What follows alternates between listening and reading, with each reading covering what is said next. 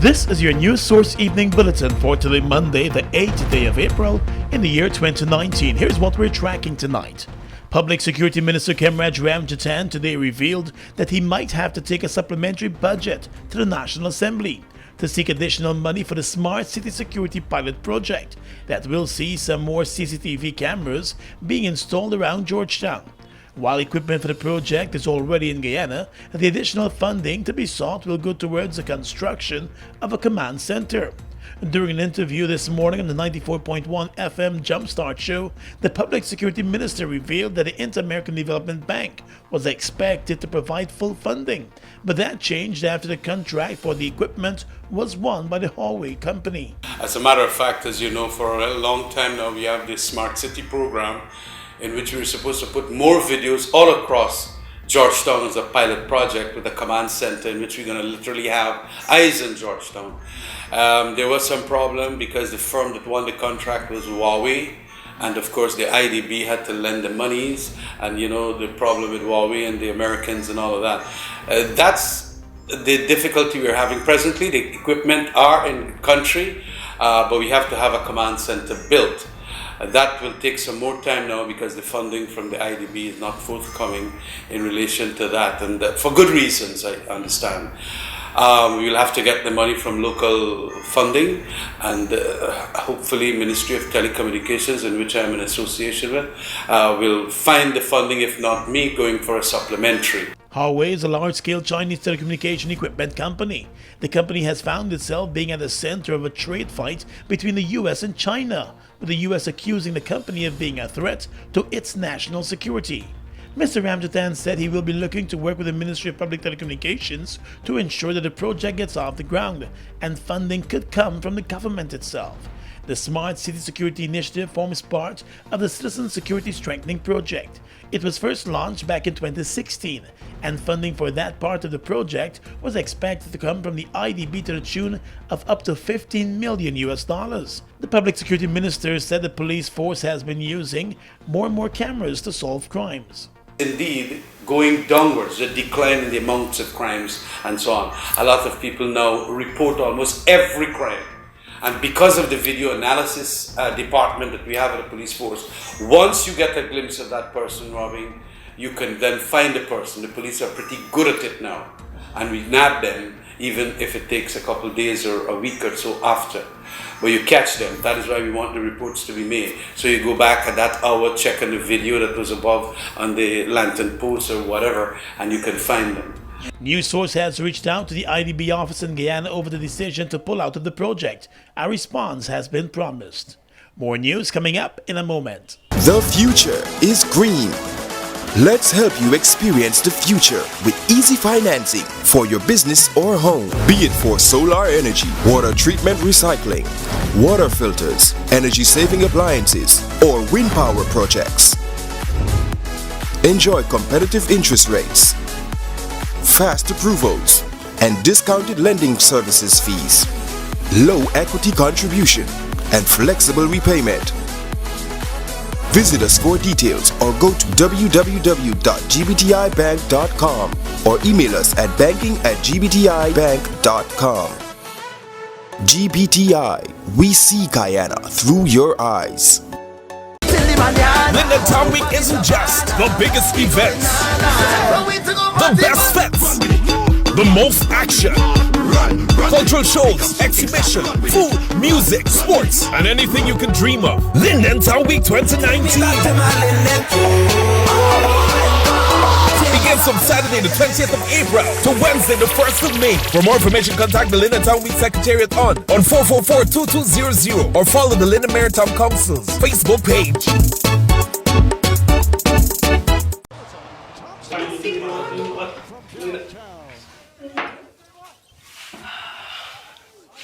Hey babe. Hello? Is Don Me Quite just done? Buddy, you need to switch to GTT Fab 5. Fab 5? Activate the GTT Fab 5 plan today For only $5,005, you get free unlimited calls to 4 of your closest family and friends, 5 gigs of data plus 250 text messages, and your Fab 5 friends can call you for free. GTT Fab 5. Oh, y'all like the switch? Wicked for 5. Welcome back. The Guyana Police Force has been focusing more on intelligence-led operations, and that has been the reason behind some of its crime-solving successes. Police Commissioner Leslie James addressed the opening of a training program for police officers this morning, and he told those gathered that the police force will be taking better care of resources, as it depends more on intelligence. We're not going to use or misuse our resources. We're pursuing matters from an intelligence perspective. We deal with our spatial and our temporal analysis to let us know where the hot spots are, and of course where the block spots are located. The top cop also reminded those gathered that as they serve and protect, they must remember that they are also providing a needed service to the country. He said the police force will be rolling out several initiatives to further assist officers. So this force, as I said, is a professional force. I should also say to you that we have used a few divisions as pilots to roll out some strategies.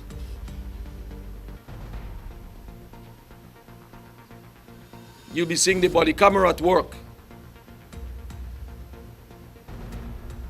among some other strategic approaches. All cannot be said at this point for obvious reasons. According to the commissioner, the Guyana Police Force is much more reformed now than it ever was before. He said he is proud of that reform. Now, at this present time in our history is a much reformed Guyana Police Force. And through the assistance of our protector, we will keep pushing this noble organization forward by way of a collective effort.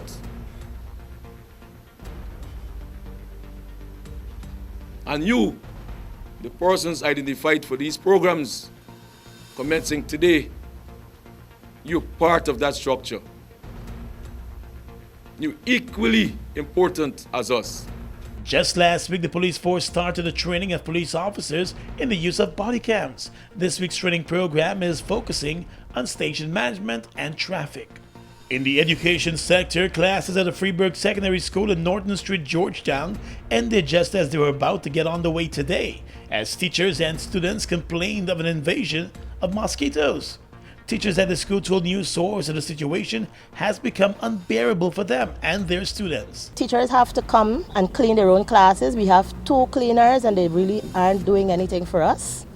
We have to come clean our own area because we don't want the children doing it. We don't know what allergies the students have, so we would have to do it ourselves because we don't want to be dwelling in a dirty environment, and I think that's also a contributing factor to the issue. Those issues are also reported to the ministry, and nothing is being done. When teachers do things, we are quick to be disciplined. It's test time, so the students can't write the test, so it's going to affect them severely, because if they can't write tests today's Monday, school is closing on Friday, when would they write the test? So teachers to mark properly so that they can have marks on Friday. That will not be possible. The teachers explained that the problem has been on and off for years, but appears to have now worsened as there are now thousands of mosquitoes taking over their classrooms. The teachers said they would be willing to return to the classrooms if the problem is solved. It is suspected that clogged drains around the school compound may be one of the factors that has been triggering the presence of the large amount of mosquitoes in the school. During a visit to the school by News Source, it was pointed out to us that the washroom facilities are no longer in use and have become a mosquito breeding ground, also with stagnant water and insanitary conditions. The teachers said they have tried to remedy the situation by taking their own insecticides to the classroom, but the problem appears much bigger. They have made complaints to the Education Ministry previously, and they are now hoping for a response that will bring long-term relief. In a statement this afternoon, the Education Ministry announced that the Ministry of Public Health's Vector Control Unit visited the school and fumigated the building. The ministry said the building will not be used on Tuesday. Students have been asked to stay home and teachers will be assigned to the Charlestown Secondary School. However, school will resume as normal on Wednesday. In the world of mining, training is going to be a big part of the operations of the Guyana Goldfields Company as the company gets set to begin underground mining at its Aurora location. The company's chief executive officer Scott Caldwell told reporters recently that Guyana Goldfields is ready to take on the new underground mining for gold. He said he believes it will be the future of mining in Guyana. We've got a number of Guyanese that have volunteered to want to work underground. I think a dozen or so have said they really would like to enter the training program.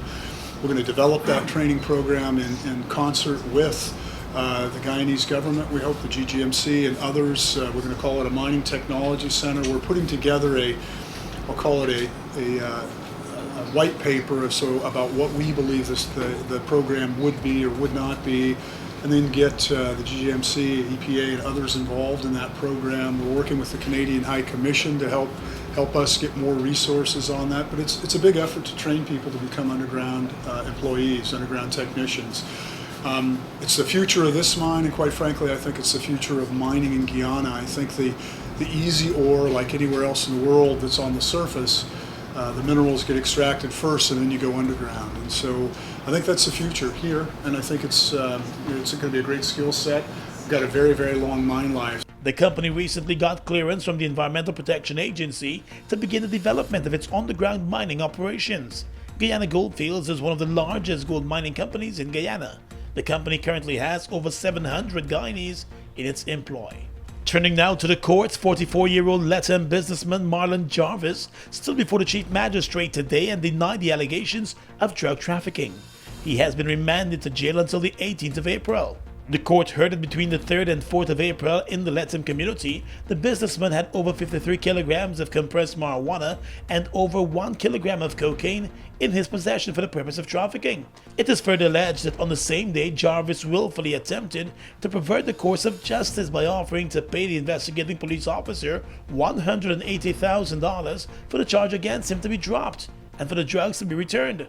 Attorney-at-law Jerome Khan, in an application for bail, told the court that the allegations were nothing more than allegations. The attorney claimed that it was another accused who reached out to his client seeking to borrow money, and his client did not know the reason for the loan. He claims that his client was arrested just after. The police prosecutor told the court that on the day in question, the police launched an operation based on intelligence gathering. The operation took them to an unfinished building where the marijuana and cocaine were found. Another man was arrested at the scene, while Jarvis was arrested moments later. Across the Region is coming up next. Guyoil is a proud Guyanese-owned and Guyanese-operated company, serving our nation for over 42 years. All the profits remain in Guyana and are used for the development of our country. So when you buy fuel and lubricants from Guyoil, you are directly contributing to Guyana's economic development. Let's continue to build this nation together. Fuel up and drive with Super 95 from Guyoil. Fuel it up and drive! Guyana, for the first time ever, 2 heavyweights in the music industry on one night, on one stage.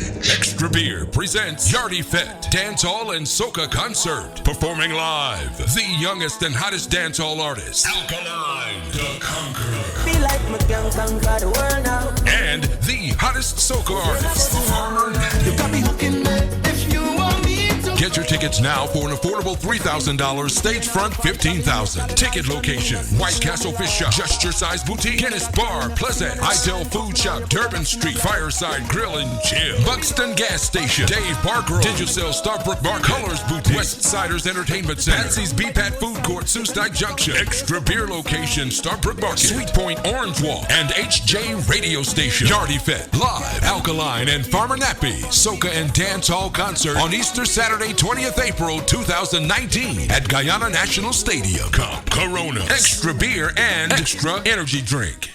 We are legions of men standing strong, but never too proud to stoop and help someone. We must send a clear signal to all.